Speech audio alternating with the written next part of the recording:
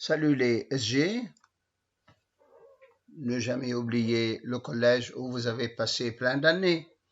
Et aujourd'hui, on va passer à une autre partie d'application concernant les similitudes. C'est dans votre livre d'abord, à la page 240, le numéro 30, dans lequel on a un carré direct ABCD de centre un point I0, le point D, le symétrique de A par rapport au point O. Ensuite, on définit deux transformations. D'abord une rotation de centre I0, le centre du carré, et d'angle pi sur 2 dans le sens positif. Et une homothétie H de centre D, le point extérieur, et de module 1/2.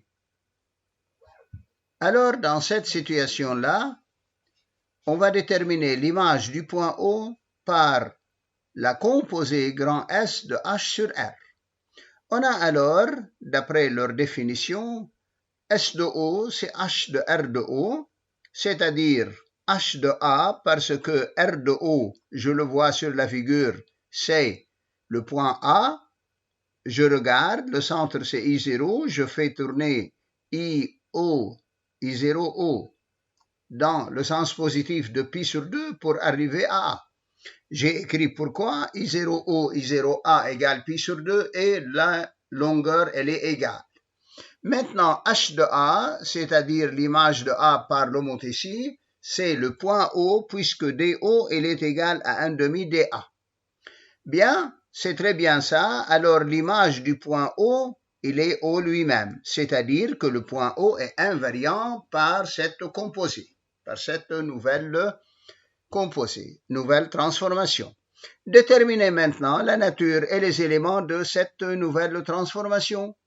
Alors, on connaît que c'est la composée d'une homothétie et d'une rotation. Alors, automatiquement, c'est une similitude, comme nous connaissons. De rapport 1/2, qui est le rapport de l'homothétie, d'angle pi sur 2, qui est l'angle de la rotation, et de centre O, car O était le point invariant. Il va être unique, faites bien attention. Maintenant, on demande si O est l'origine du repère, le point A serait d'affixe plus 4, le point C serait d'affixe 4i, c'est sur l'axe des imaginaires. Alors on nous demande de déterminer les affixes du point I0 et du point D. C'est très simple. I0 c'est le milieu de AC, alors Z de I0 c'est ZA plus ZC sur 2. Je fais mon calcul, j'obtiens 2 plus 2i, comme vous voyez les coordonnées. Et Z du point D, puisque c'est le symétrique de A par rapport à l'origine choisie, alors c'est moins 4 tout simplement. Et je passe à d'autres questions, faites bien attention. Maintenant, dans la deuxième partie, déterminer la forme complexe de noter Z' F de Z de R, celle de H, et puis on va faire une certaine nouvelle composée. Cette fois, c'est R rond H, la précédente était H rond R. Alors, pour R, on connaît cela, c'est une rotation d'angle pi sur 2, alors c'est EI pi sur 2 multiplié par Z, plus Z du centre toujours, 1 moins EI pi sur 2 qui prend la place de A. Alors, tout calcul fait, c'est IZ plus 4. Pour l'homothétie, c'est KZ plus le centre par 1 moins K. N'oubliez jamais cela. Alors, c'est 1/2 Z moins 2. Déduire la forme complexe de S' qui est R rond H. Alors, c'est R de H de Z, comme on connaît. Je remplace Z dans R par Z' dans H, tout simplement. Alors, c'est I par 1/2 Z moins 2 et j'obtiens plus 4 sûrement pour la rotation. C'est 1/2 IZ plus 4 et moins 2I en calcul définitif. Donc, S', c'est une similitude de rapport 1/2 d'angle pi sur 2, à peu près comme la première, mais le centre c'est O'. Je fais le calcul de ce centre, c'est B sur 1 moins A. Alors, c'est 1 moins 4 moins 2i sur 1 moins 1 demi-i, et la réponse c'est 4. Alors, c'est le point A lui-même. C'est le point A lui-même puisqu'il a la même affixe. Voilà alors en ce qui concerne cette partie. Je passe maintenant à une autre partie, c'est troisièmement, on définit dans cette donnée une suite de points IN définie par I0 le point dont on dispose, I1 c'est son image par S, I2 l'image de I1 par S, et ainsi de suite jusqu'à IN plus 1 l'image de IN par S. Alors chaque point est l'image du précédent par S qui a été H rond R. Démontrons maintenant que les distances OI0, OI1, OI2, I1, I2 étant les images, OIN forment une suite géométrique. À préciser l'horizon et le premier terme. Comme on connaît dans les suites, je calcule le rapport dn plus 1 sur dn, le plus simple pour vous. C'est OIN plus 1 sur OIN, alors c'est le module de Zn plus 1 sur module de Zn. Mais Z plus 1, c'est l'image de Zn par S.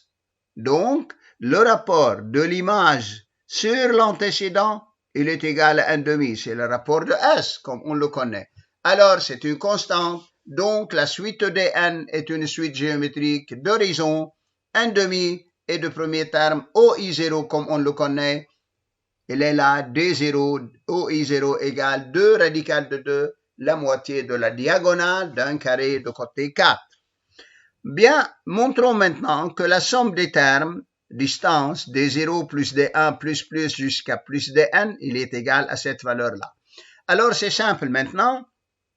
C'est une somme des termes d'une suite géométrique consécutive. De combien de termes? N plus 1. Pourquoi? Ça commence par D0 et termine par Dn. Alors, il y a la somme de n plus 1 termes consécutifs de cette suite géométrique, Dn.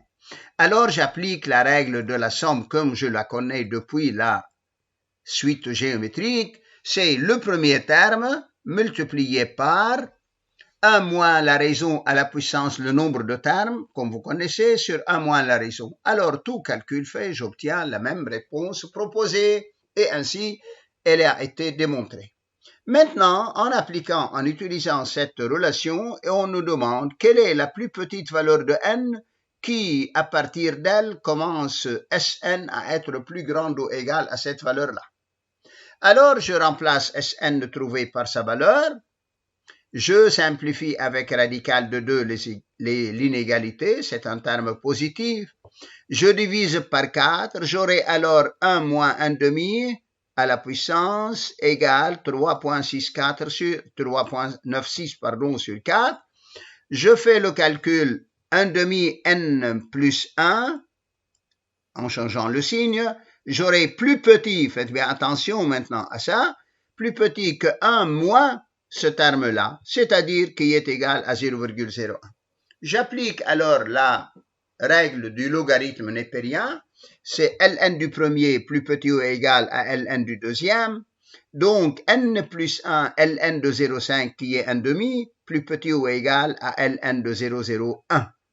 Mais maintenant, je dois toujours faire attention, faites bien attention à cela, que le terme avec lequel je vais commencer, qui est Ln de 0,5, c'est un terme négatif puisque 0,5 est plus petit que 1. Alors l'inégalité est importante, je dois changer le sens. Voilà, l'ordre, voilà. N'oubliez jamais celle-ci.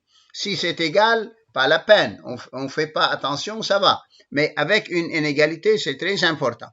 Alors, n plus 1 devient, en divisant par Ln de 0,5 qui est négatif, plus grand que Ln sur Ln, qui va me donner 5.64 comme calcul de rapport de la division.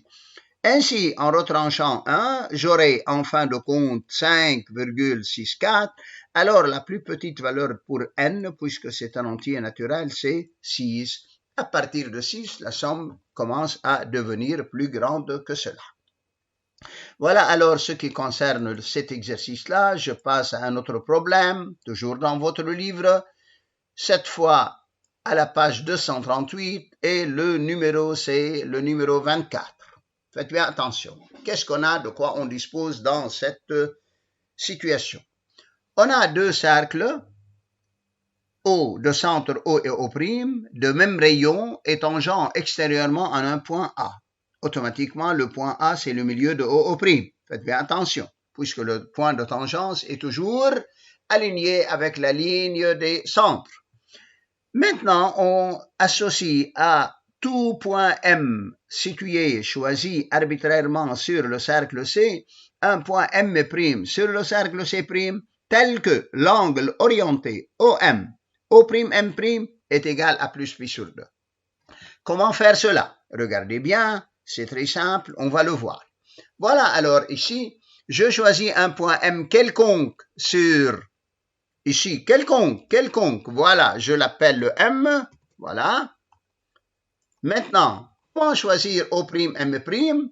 Eh bien, tout simplement, je trace le vecteur OM, ou bien la demi-droite, ou bien le segment. Ça serait meilleur avec un vecteur. Voilà. Et à partir du point O', je mène une perpendiculaire. Voilà la perpendiculaire menée de O' à OM. Voilà. Elle a été tracée. Et je choisis le point. Ici, il y a deux points d'intersection. 1, 2. Si je choisis cela, j'aurai un angle négatif. Mais je choisirai cet autre point. Voilà, alors je choisis un point d'intersection. C'est celui-là, effectivement, qui va être nommé M'. Voilà. Maintenant, je choisis le vecteur OM' tout simplement pour ne pas encombrer la figure avec toute la droite. Voilà, je cache la droite. Voilà. Et j'ai maintenant cela. Si je fais déplacer le point M, regardez que le point M' va toujours être déplacé tel que OM est égal à plus pi sur 2. Faites bien attention. Alors, voilà de quoi il s'agit dans cette première situation. Est-ce que je suis clair, je crois? Bon, je reviens à la figure maintenant. De quoi s'agit-il dans notre figure? On a alors choisi les points. Maintenant, dans la première question, il est demandé de quoi faire? Il est demandé de déterminer le centre oméga, que l'on va noter, de la rotation qui transforme M en M' et O en O'. M en M', O en O'. Alors, je reviens au GeoGebra. Ça va changer M en M'. Je peux continuer à déplacer. Voilà, n'importe où je peux le placer. Voilà. Si je prends maintenant O' image de O, mais c'est une rotation, alors le centre doit être sur la médiatrice de O'. Alors, je trace la médiatrice de O'. Aussi, c'est sur la médiatrice de M', puisque M' est l'image de M. Je peux le trouver. Médiatrice de M'. La voilà. Il y a un point d'intersection. Je vais le noter et l'appeler oméga à propos de ça. Alors,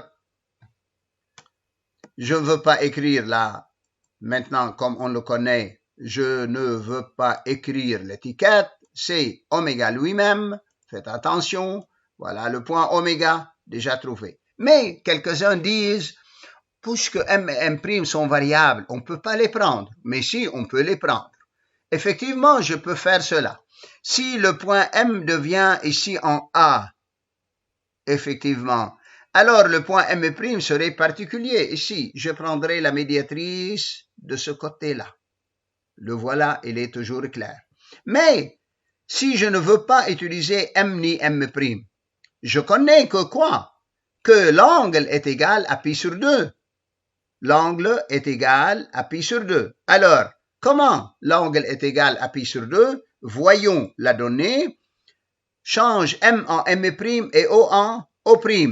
Alors, puisqu'il y a cela, il y a aussi le demi-cercle de diamètre O'.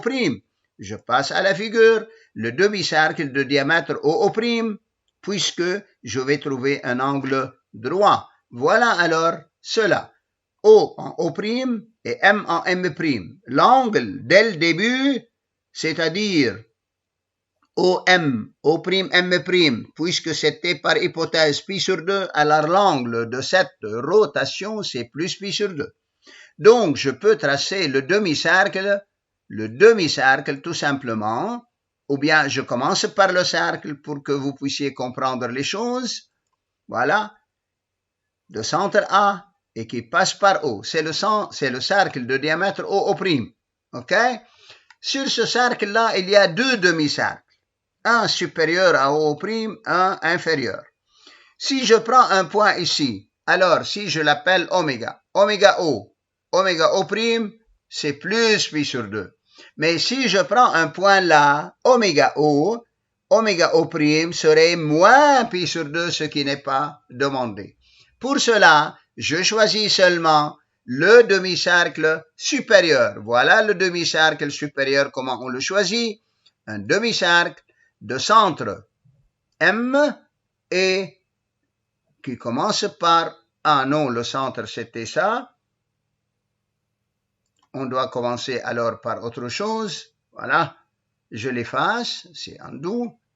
Et le demi-cercle à prendre, c'est O. Ah, c'est le négatif, il a été obtenu. Voilà, je l'efface. Donc, c'est à commencer par le point O ici, demi-cercle, voilà. O'. Voilà le demi-cercle supérieur. Je cache le cercle. Il me reste celui qui est là-haut. Voilà.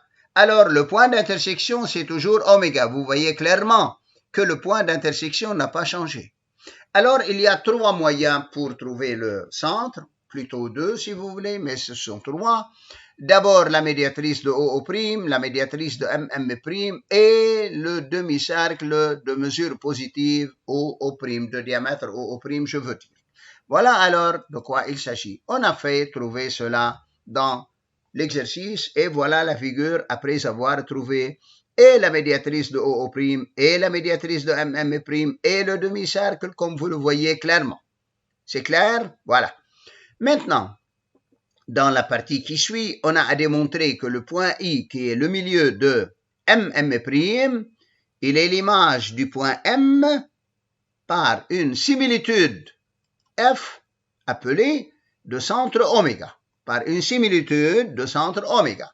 Et puis, après avoir trouvé cela, il faut déterminer les éléments principaux, les éléments caractéristiques de cette similitude F. Mais comment passer? Je connais d'abord le centre, c'est oméga. Alors l'angle, c'est automatiquement oméga M, oméga I. Oméga M, oméga I, je connais puisque le triangle oméga M, M' est un triangle rectangle isocèle. N'oubliez pas, la rotation avait un angle de plus pi sur 2. Toute rotation de pi sur 2 me donne un triangle rectangle isocèle, automatiquement. Alors, I étant le milieu de MM', c'est la bisectrice, donc c'est plus pi sur 4. Donc l'angle, c'est plus pi sur 4. Le rapport maintenant, je connais que oméga I, c'est la moitié de la diagonale. Alors ici, vous connaissez que ça vaut la moitié de l'hypoténuse, puisque I est le milieu de l'hypoténuse dans le triangle rectangle. Alors oméga I, c'est oméga M, qui est le côté, multiplié par radical de 2 sur 2. Oui, c'est la moitié de MM'. Alors, voilà, le rapport, c'est radical de 2 sur 2, l'angle, c'est pi sur 4, et le centre, il a été reconnu, c'est oméga. Voilà alors de quoi il s'agit. Bien, je passe à la deuxième question, pas la peine ici de passer à GeoGebra, je le laisse pour ici. Quel est le lieu géométrique du point I que l'on vient de trouver image quand M décrit le cercle C, c'est-à-dire si M décrit C, qu'arrive-t-il au point I? Il va varier sûrement.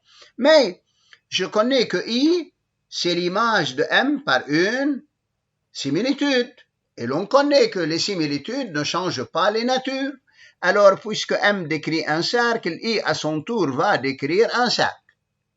Quel est ce cercle-là? On va le voir. C'est le cercle image de C, puisque I est l'image de M, par la similitude F.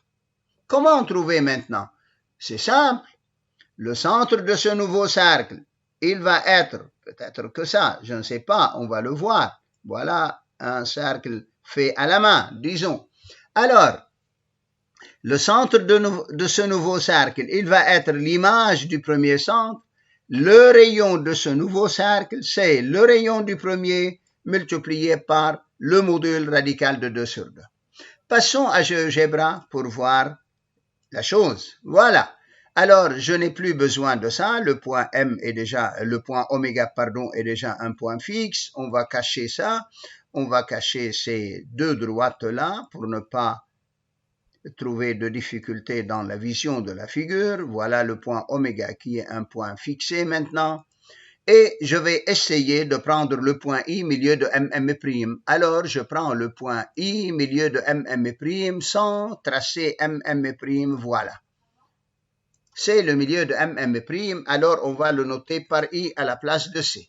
Donc, qu'arrive-t-il lorsque A décrit? Alors, je demande de faire quoi? De faire toujours la trace du point I lorsque je vais changer la position du point M. Voilà. Je déplace le point M. Voilà. Qu'arrive-t-il à I? Il est toujours l'image de M par la similitude.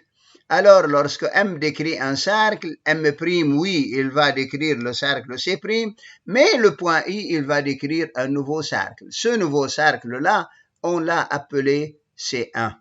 C'est l'image de C par la similitude F. Plus simplement, on peut trouver son centre, on peut trouver aussi son rayon. Mais l'image du centre O par la similitude, c'est le point O'. N'oubliez pas.